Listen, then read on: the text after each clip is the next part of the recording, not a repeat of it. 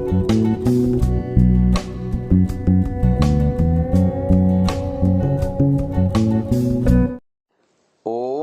नमस्ते जी। 59वीं श्रव्य कणिका दयानंद दिवाकर, लेखक श्री आदित्य मुनि जी, वानप्रस्थ। हम चतुर्थ अध्याय दिवाकर का बाह्य जगत में विचरण आपको स्वाध्याय करा रहे हैं। जयपुर आदि से होते हुए दिल्ली में अब स्वामी जी पधार रहे हैं। आगे की चर्चा है दिल्ली में नया अनुभव। अजमेर, मारवाड़, जयपुर और अलवर सभी स्थानों में जनसाधारण के अंदर प्रबल रूप से स्वामी दयानंद को चांचल्य का अनुभव हुआ था। दिल्ली में इस चांचल्य का अनुभव उन्हें अत्यंत अधिक हुआ था। मार्ग में, बाजारों में, दुकानों में, पथचारी यात्रियों में, साधु सन्यासियों में, धनी गरीबों में या राज कर्मचारियों में मुख्य रूप से केवल एक ही चर्चा चल रही थी कि अब सहन करना कठिन है। अब तो जीवनों की बाजी लगाकर भी स्वदेश और स्वधर्म का उद्धार करना चाहिए।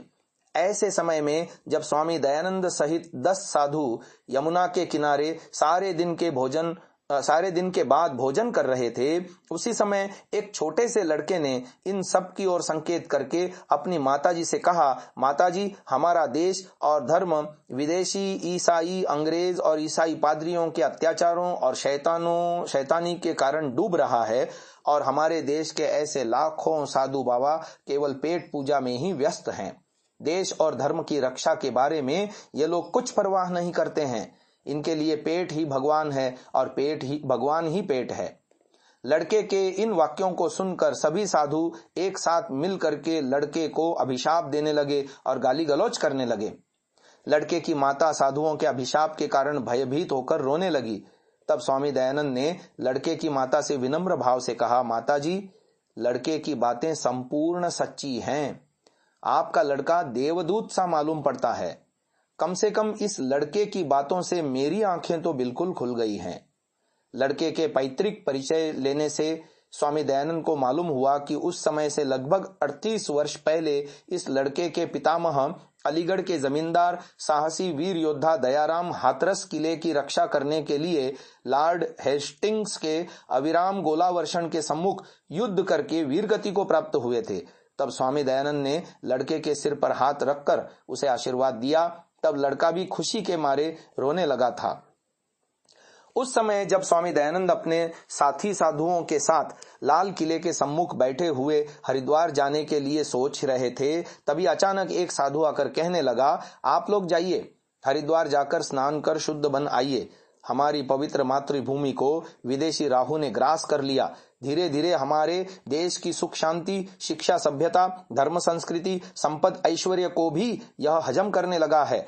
हमारे धर्म को ग्रास करके विधर्मी पादरी हमारे सहज सरल देशवासियों पर ईसा मसीह के धर्म को लाद रहे हैं। हमारे स्वधर्मी भाई बहनों को विधर्मी बनाकर देशद्रोही के रूप में बदल देते हैं। स्वदेश को विदेशियों के पंजे से मुक्त करना जितना कठिन है, उससे हजारों गुना कठिन है विधर्म के पंजे से स्वधर्मियों को मुक्त कराना। जब तक स्वदेश और स्वधर्म पर राहु और केतु का ग्रास रहेगा, तब तक हम गंगा स्नान से शुद्ध होने में विश्वास नहीं करते हैं।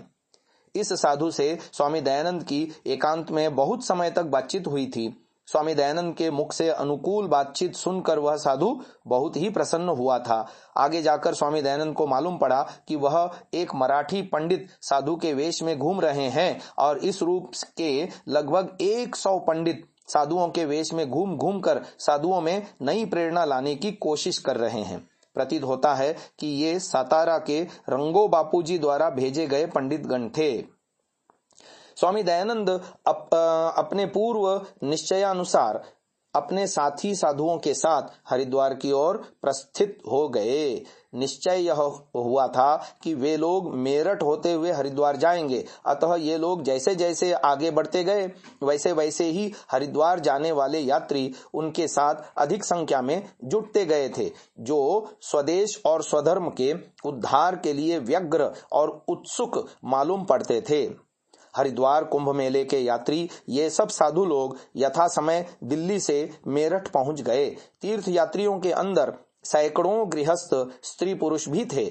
मेरठ से लगभग 4 योजन की दूरी पर पांडवों की प्राचीन राजधानी हस्तिनापुर है। गंगा नदी वहां से धीरे धीरे हटती जा रही है। वहां से ये लोग गढ़मुक्तेश्वर गए थे, जहां मंदिरों की संख्या बहुत है। लगभग 100 शती स्तंभों के ध्वंसावशेष वहां उपस्थित हैं। मेरठ के पास ही परशुराम की जन्मभूमि और जमदग्नि का आश्रम है। ऋषि वाल्मीकि का आश्रम भी वहां ही था। वहां के पुराने आश्रमों में स्वामी दयानंद को योग सिद्ध पुरुषों का संधान नहीं मिला था। इन यात्री साधुओं और अन्यों में से बहुतों को पता लगा कि इन तीर्थ यात्रियों के अंदर बहुत से सरकारी कर्मचारी और बनावटी वेश वाले राज कर्मचारी गुप्त रूप से रहते हैं, जिनका सीधे सीधे यात्रियों को पता नहीं था। सरल यात्रियों के अंदर गुप्तचर राजकर्मचारी अंग्रेज वणिक शासन के बारे में प्रसंग शुरू कर देते थे। तीर्थ यात्रियों के पीछे पीछे कभी कभी घुड़सवार श्वेतांग सैनिक भी तीर्थ यात्रियों की रक्षा के बहाने से आते थे। तीर्थ यात्रियों के अंदर कभी कभी अंग्रेज वणिक शासकों के अनाचार, अत्याचार और स्वैराचारों के बारे में तरह तरह की चर्चाएं चलती थीं। गुप्तचर लोग ही इन चर्चाओं के प्रवर्तक हुआ करते थे।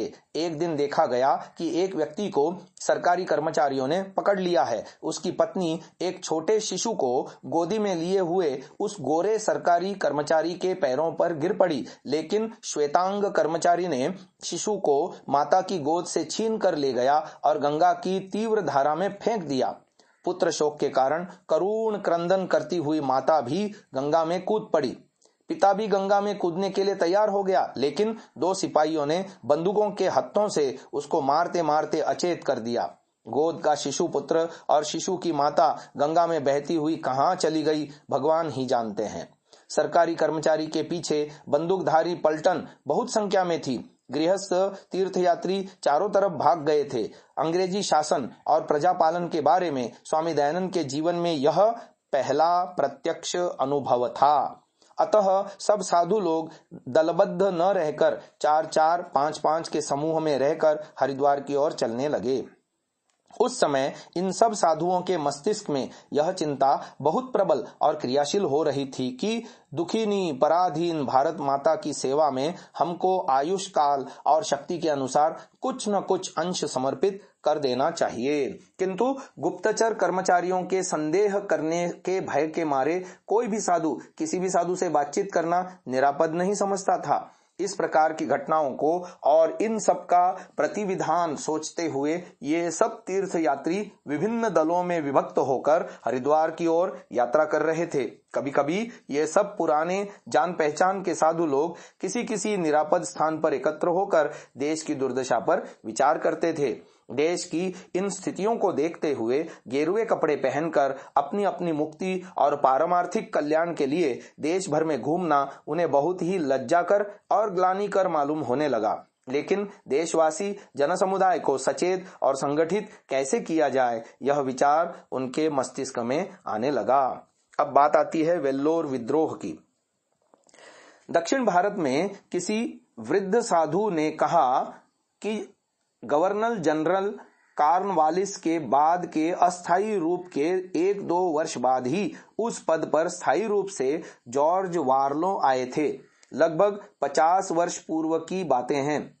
10 जुलाई 1806 को दिन के 2 बजे वेल्लोर छावनी के हिंदुस्तानी सिपाहियों ने इकट्ठे होकर अपने सेनापति कर्नल फ्रैंकफोर्ट के बंगले को घेर लिया। गोली की आवाज से फ्रैंकफोर्ट की नींद खुल गई। बाहर आकर देखा तो सिपाहियों की रोष भरी आंखें दिखाई दी। वह उन्हें दबाने का यत्न कर रहा था कि गोली आकर लगी, जो घातक सिद्ध हो गई। इतने में अंग्रेज सेना इकट्ठी हो गई और सिपाहियों को हथियार ले लिए।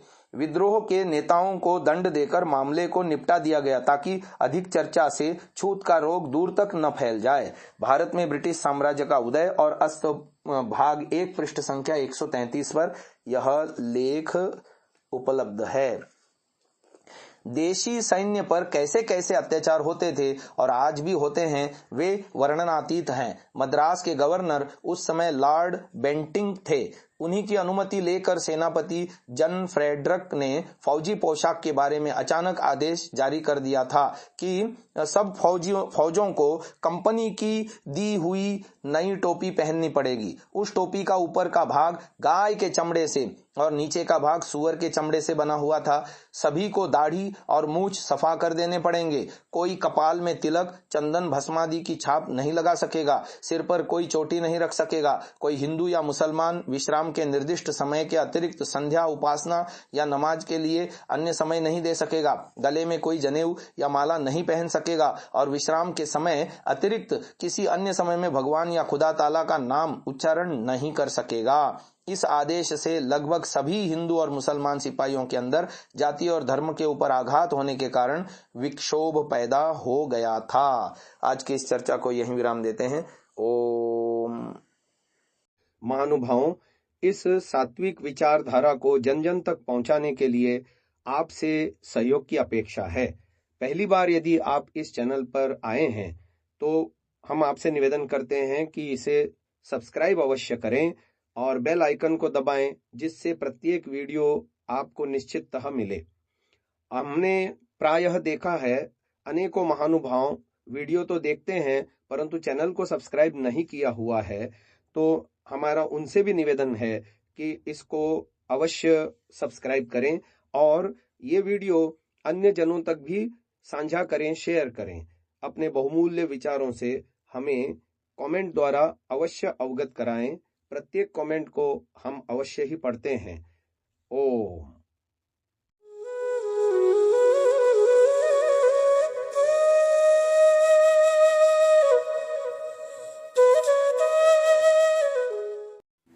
डाउनलोड सांसा ऐप, आरवीरदल ऐप, विजिट sansa.org, rvirdal.in।